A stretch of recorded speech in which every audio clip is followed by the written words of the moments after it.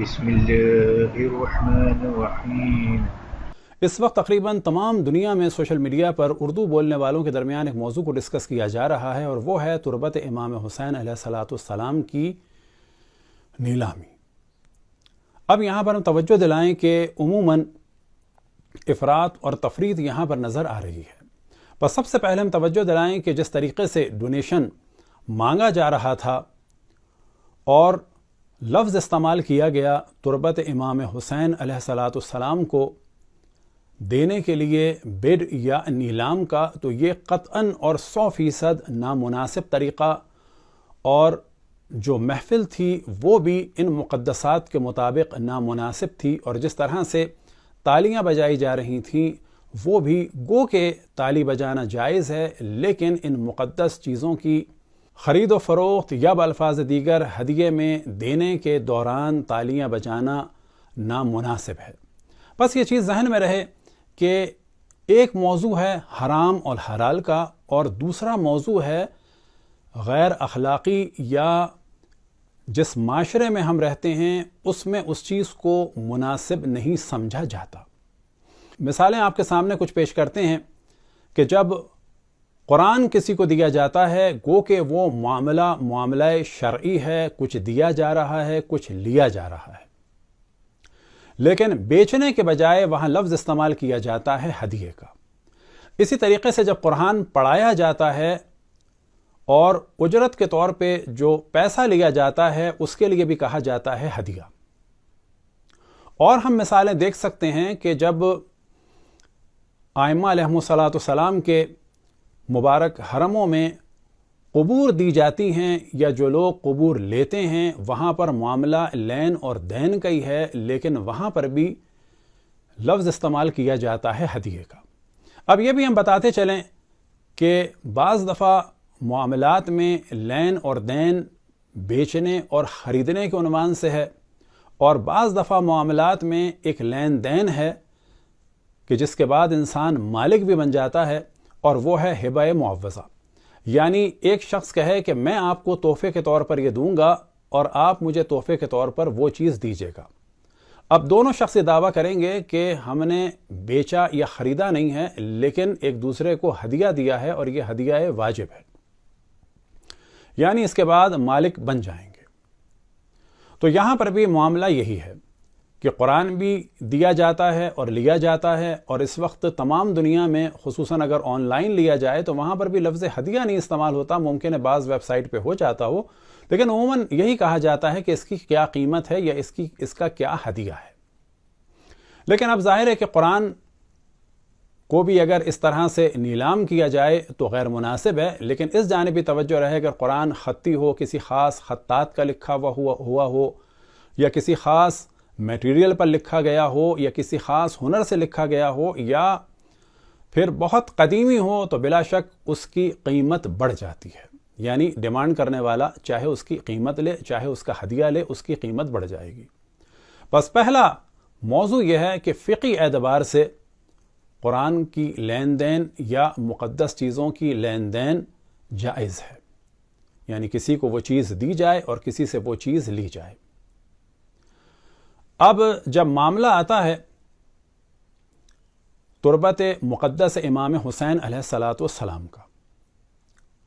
تو ایک روایت پیش کی جاتی ہے کہ جو کامل الزیارہ میں ابن قولوی کی کتاب سے ہے۔ یہ روایت منسوب ہے امام جعفر صادق علیہ السلام سے، اور آپ فرماتے ہیں من باع تین قبر الحسین فإنه يبيع لحم الحسین ويشتريه۔ کامل الزیارات ابو القاسم جعفر بن محمد قمی ابن قولوی۔ اب یہاں پر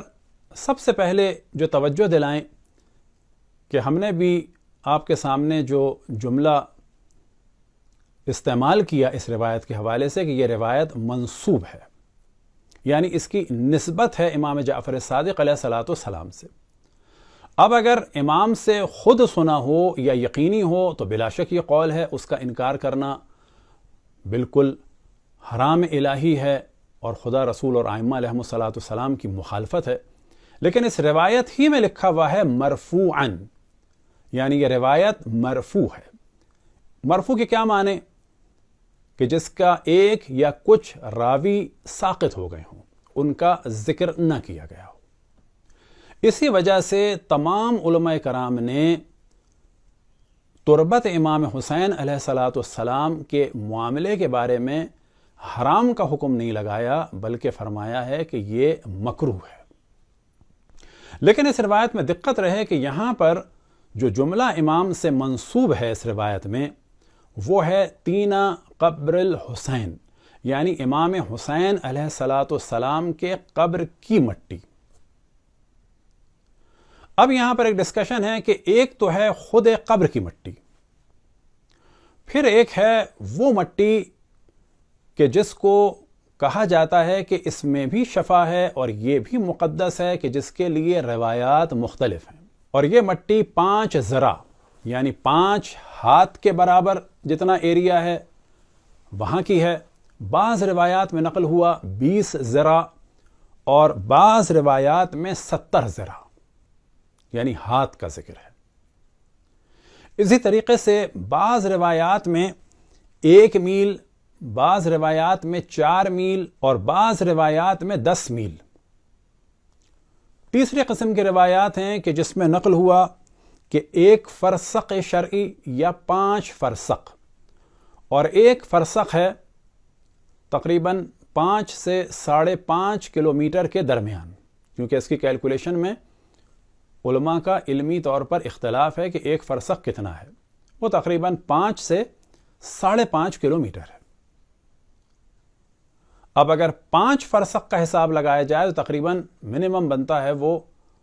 25 کلومیٹر سے لے کر 27.5 کلومیٹر، یعنی قبر امام حسین علیہ السلام کے ارد گرد۔ اب یہاں موضوع یہ ہے کہ علماء کرام فرماتے ہیں کہ ایک قبر کی مٹی ہے، خاص اس کے الگ احکام ہیں، اور باقی جو مٹی ہیں وہ سجدگاہ کے لیے بہترین ہیں، بلا شک شفا بھی ہے، لیکن اس کے وہ احکام نہیں ہیں کہ جو خاص قبر کی مٹی کے ہیں۔ اور اگر ایسا ہوتا کہ سب مٹیاں برابر ہیں تو پھر نتیجہ یہ نکلتا کہ کربلا میں چلنا پھرنا بھی محال ہوتا۔ لیکن اگر کسی مٹی کو اٹھا لیا جائے اس نیت سے تو پھر اس کا احترام کرنا ہوگا۔ پس یہ تربت بھی تقسیم ہوتی ہے محترمہ میں اور محرمہ میں۔ پس یہ جو ایک نظر آ رہا ہے، کچھ لوگ کہہ رہے ہیں کہ امام کے قول کو جھٹلایا جا رہا ہے، تو امام کے قول کو نہیں جھٹلایا جا رہا، بلکہ ڈسکس یہ کیا جاتا ہے کہ یہ قول واقعاً امام کا ہے یا نہیں ہے۔ لہٰذا اس روایت میں ہی مؤلف نے لکھ دیا ہے مرفوعاً کہ یہ روایت مرفوع ہے، لیکن اگر ثابت ہو کہ یہ قول امام کا ہے تو بلا شک اس کے مقابلے میں آنا قطعاً خدا رسول اور ائمہ علیہم السلام کے مقابلے میں آنا ہے۔ لیکن پھر ہم توجہ دلائیں کہ جس روش پر یہ کام ہوا ہے اور نیلام کے سے کسی کیفیت اور جملے تھے، تو یہ قطعاً کسی بھی مقدس چیز کے لیے مناسب نہیں ہے، اور یہاں واقعاً خوشی کی بات ہے کہ مومنین بیدار ہیں اور وہ ان چیزوں کو نوٹ کرتے ہیں، اور بلا شک کرنا چاہیے، لیکن افراط و تفریط سے بچنا چاہیے۔ مذمت ہونی چاہیے بلا شک اس محفل کو ارینج کرنے والوں کی، اور دوبارہ ایسا کام نہیں ہونا چاہیے۔ اور پھر ہم عرض کرتے چلیں کہ ان چیزوں کے لیے استعمال ہونا چاہیے لفظ ہدیہ۔ ہونا یہ چاہیے تھا کہ یہ کہا جاتا کہ یہ قبر کی یا قبر سے منسوب مٹی ہے، اور اسے کسی مسجد یا امام بارگاہ میں رکھنے کے لیے اگر کوئی شخص اس دینی کام میں تعاون کرے تو اس کے نام سے رکھ دی جائے گی یا اس کے حوالے کر دی جائے گی، تاکہ اور مومنین بھی اس کی زیارت کر سکیں۔ لیکن پھر ہم عرض کریں کہ یہاں پر لفظ ہدیہ استعمال ہوتا تو بہتر تھا، اور دونوں موضوع ہم الگ الگ ڈسکس کر چکے ہیں۔ اب یہاں پر بتاتے چلیں کہ اگر کوئی دینی علوم پڑھاتا ہے اور اس کے بدلے کچھ عوض لیتا ہے تو یہ نہیں کہا جائے گا وہ دین بیچ رہا ہے۔ یہ ایک افراط تفریط ہمارے معاشرے میں نظر آ رہی ہے۔ کبھی کہا جاتا ہے کہ مجلس پڑھنے والے خون امام حسین بیچ رہے ہیں، تو کہا جائے گا قرآن پڑھنے والے کیا قرآن بیچ رہے ہیں، اور توحید کا درس دینے والے کیا معاذ اللہ اللہ سبحانہ و تعالیٰ کو بیچ رہے ہیں۔ اور باقی دینی علوم پڑھانے والوں کے لیے یا جرنلی دینی علوم پڑھانے والوں کے لیے یہ کہا جائے گا کہ دین بیچ رہے ہیں۔ ہاں، اگر کوئی دین میں تحریف کرے، جیسا کہ بعض لوگ اس وقت پاکستان میں ڈونیشن لینے کے لیے یا بعض فوائد حاصل کرنے کے لیے یا اپنے سابقہ مذہب پر پلٹ جانے کی وجہ سے دشمنان اہل بیت علیہم السلام کا دفاع کر رہے ہیں یا دین میں تحریف کر رہے ہیں، اسے کہا جاتا ہے دین بیچنا۔ دعا ہے کہ خداوند تبارک و تعالی جتنے بھی مومنین جہاں بھی ہیں ان سب کو توفیق عطا فرمائے کہ سب مل کر اہل بیت اور مذہب حق اہل بیت علیہم السلام کہ جو در حقیقت اسلام واقعی محمدی ہے بحکم رسول اللہ صلی اللہ علیہ وآلہ وسلم، کیونکہ انہوں نے فرمایا کہ میں اپنے بعد 2 گراں قدر چیزیں چھوڑ کے جا رہا ہوں، ایک قرآن اور دوسرے اہل بیت۔ ہم ان کا دفاع کریں۔ اس وقت سفر کی وجہ سے اور کچھ طبیعت کی ناسازی کی وجہ سے اس موضوع کو ڈسکس کرنے میں دیر ہوئی، لیکن آخر میں پھر توجہ دلائیں کہ افراط اور تفریط نہ ہو، اور تیسری دفعہ توجہ دلائیں کہ یہ جو کام ہوا یہ قطعاً نامناسب کام ہے، اور یہاں پر بیچنے یا نیلامی کے بدلے لفظ ہدیہ استعمال کرنا چاہیے تھا، جس طرح سے حرم ائمہ علیہم السلام میں اگر کوئی تحرہ یا کپڑا دیا جاتا ہے تو وہاں یہی کہا جاتا ہے کہ یہ ہم آپ کو ہدیہ دے رہے ہیں اور اس کے بدلے آپ حرم میں اتنا ہدیہ جمع کرا دیں، یا یہی طریقہ ہے قبر حاصل کرنے کا، اور قرآن کے معاملے کے لیے بھی ہدیے ہی کا لفظ استعمال کیا جاتا ہے۔